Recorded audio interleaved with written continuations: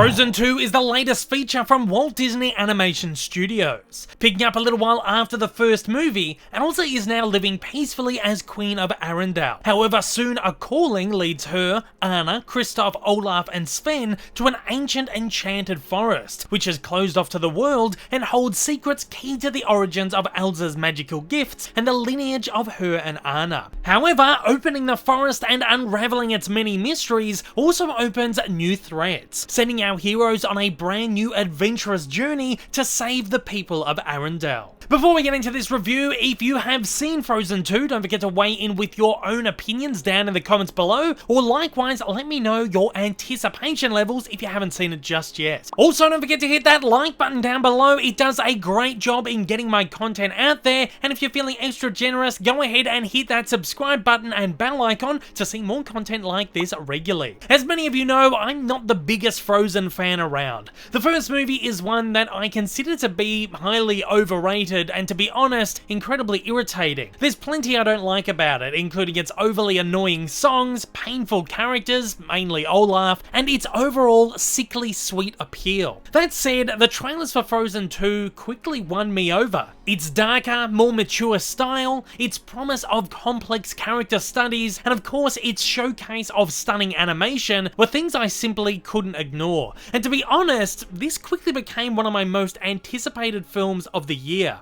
Unfortunately, however, for me, Frozen 2 fell quite a bit short of the reasonably high expectations I had worked up for it, perhaps quite naively. Yes, the movie takes on a darker tone, the story is more mature and complex, and its development and exploration of characters and stories are really wonderful. The movie kicks off incredibly well with a great tone and a couple of musical numbers that I actually found fairly enjoyable. Although soon enough, I found the movie fell a little bit flat and back into some of the more saccharine traits of the previous installment. Once the adventure starts to kick into the film, strangely, the pace feels like it grows a bit sluggish and the story beats become wildly predictable and unoriginal. Where the action-adventure promises to slam into gear, it simply fails to become as exciting as it really could have been. Likewise, where I was hoping for a deep and powerful story, I found the movie lacked the bravery to go that extra mile. Though admittedly, the messages found in this movie are wonderful, they do feel like they just retrace much of those from the first. While I found the songs in this one far less irritating than in the first, perhaps because they haven't been played to death yet, I still found the movie too song-heavy for my liking, but I can't really fault it for that considering this is, well, a musical. That said, I loved Tangled and Moana and found that they perfectly balanced story with music, utilizing songs I actually really love. At points, I kind of felt like Frozen 2 was just shoving in another song for the sake of trying to pump out another few let it goes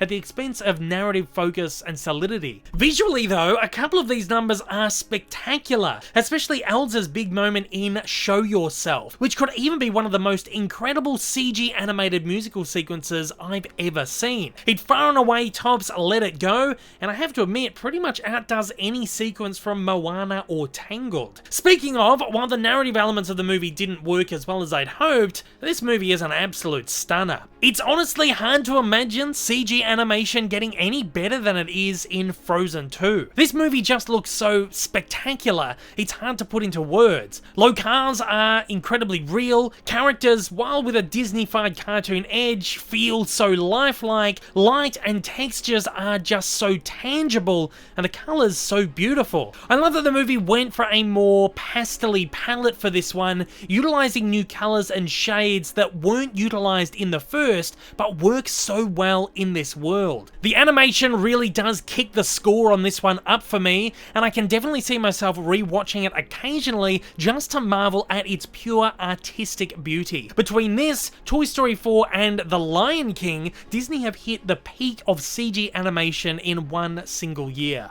All in all, this is not a bad movie. It's one that leaves a really great taste in your mouth by the end, even if it does feel like it wraps itself up a touch too perfectly. I'm unsure how fans of the first will weigh this one with it, but for me, I found it more enjoyable. Although it didn't go to the lengths I'd hoped and liked the bravery it so promised to have, I loved the darker, more mature angle, I loved its use and exploration of its fantastical elements, and found it easier to connect with character and story. Though I found Olaf just as annoying, he did provide a few genuine laughs, and I honestly fell in love with the plights of Elsa and Anna, whose characters are allowed to feel less one-dimensional. There were small intricacies that I did admire, even if overall it left a lot to be desired for me at least. For me, I will be giving Frozen 2 a score of 3.5 out of 5.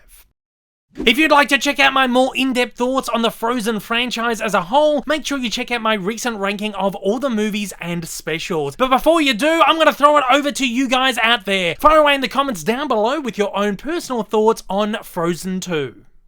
If this is your first time viewing one of my videos and you'd like to see more like it in the future, then please don't forget to hit that big old subscribe button up on your screen, as well as that like button down below for that little extra support. Also, don't forget to check me out on social media, and please consider supporting me over on Patreon. Thanks for watching and have a fantastic day.